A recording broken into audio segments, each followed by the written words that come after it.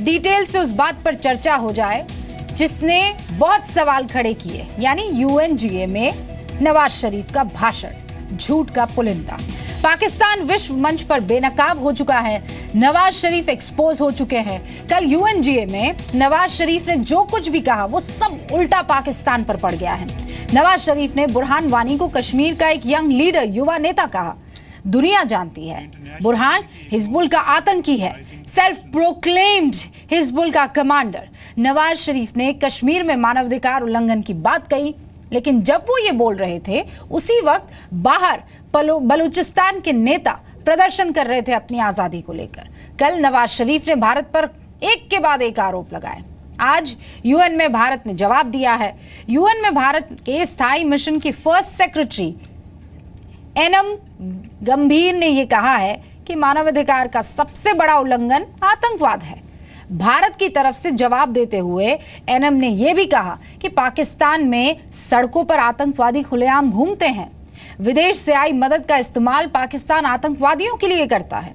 नवाज शरीफ ने अपने भाषण में, आपको ये याद दिला दूं, उरी का जिक्र तक नहीं किया और बार बार आतंकवाद और कश्मीर राग अलापते रहे।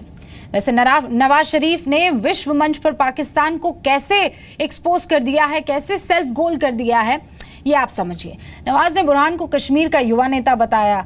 भारत ने पलटकर क्या जवाब दिया, ये भी सुनिए।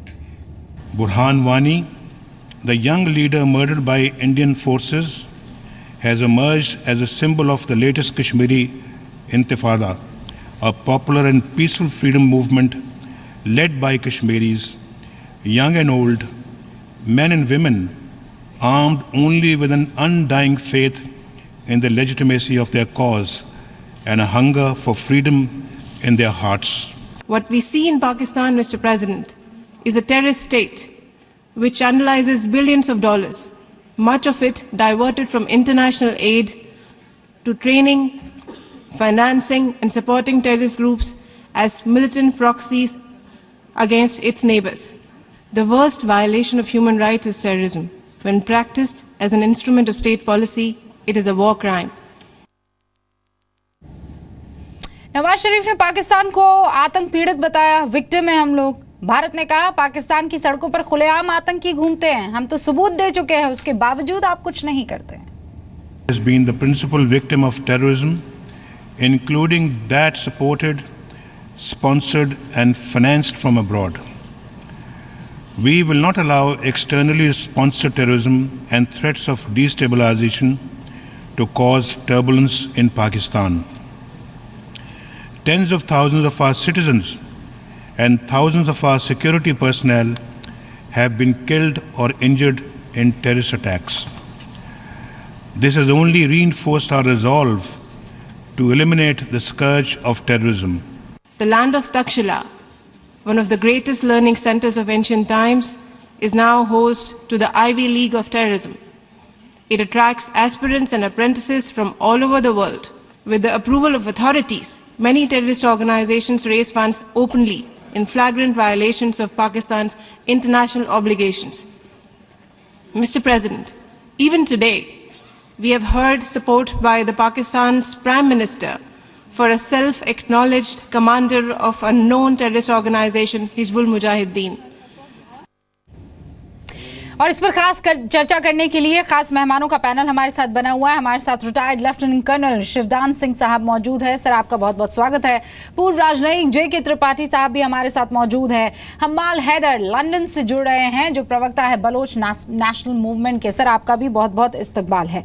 सबसे पहले त्रिपाठी जी, मैं आपका रुख करूँ उससे पहले जो हमारे साथ खास मेहमान हम्माल हैदर बने हैं उनका रुख कर लेती हूँ।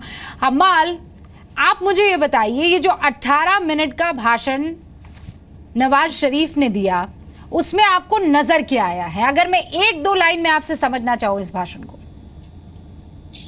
लेकिन नवाज शरीफ साहब जो है वो कोशिश कर रहे हैं कि बलूचिस्तान के अंदर जो पाकिस्तानी बर्बरियत है, जो जुल्म ज़्यादती है, उसको डाइवर्ट करें। अभी इंडिया की तरफ से जो सपोर्ट आया है बलूचिस्तान के हवाले से, तो उसने पाकिस्तानी इस्टेब्लिशमेंट को ख़ासकर एंजाइटी में मुब्तला किया है। तो उस वजह से वो ज़्यादा कश्मीर के मामले पर जोर देने की कोशिश कर रहे हैं। लेकिन पाकिस्तान जैसे दहशतगर्द रियासत को ये ज़ेब नहीं देता कि वो किसी और दूसरे मुल्क में इंसानी हकूक़ की बात करे। और दूसरी बात जो अपनी स्पीच में कर रहे हैं वो किसी मिलिटेंट को पीसफुल मूवमेंट के हवाले से उसका रेफरेंस दे रहे हैं। तो मतलब यह है कि पाकिस्तान जो है आलमी कवानीन की खिलाफ वर्जी कर रहा है टेक्निकली अगर देखा जाए। तो पाकिस्तान जैसे दहशतगर्द रियासत को मैं नहीं समझता कि उसकी बात कोई सुनेगा, ना ही उसकी बात की कोई अहमियत है। हम जो है बलूचिस्तान के लोग हैं, पूरा सूबा है, बहुत बड़ा सूबा है, पूरे सूबे के लोग मतलब पाकिस्तानी उसे सूबा कहते हैं, हम उसे अपना मुल्क कहते हैं, आज़ाद वतन कहते हैं। तो उस पूरे इलाके के लोग जो है पाकिस्तान के साथ नहीं रहना चाहते, वो अपनी आज़ादी की बात कर रहे हैं। तो वहाँ पे पाकिस्तानी जुल्म बर्बरियत है और वहाँ पे लोग मारे जा रहे हैं। तो मैं समझता हूँ कि यूएन में सबसे ज़्यादा बलूचिस्तान के हवाले से बात होनी चाहिए थी और होगी। हमें उम्मीद है कि इंडियन गवर्नमेंट जो है वहाँ पे भी बलूचिस्तान के हवाले से बात करेंगे। हम कुल मिलाकर आप ये कह रहे हैं कि जो सबसे ज़्यादा आज़ादी का हनन करता है वो साफ तौर पर बात कर रहा है कि आज़ाद हो जाए कश्मीर, हमारे पास आ जाए कश्मीर।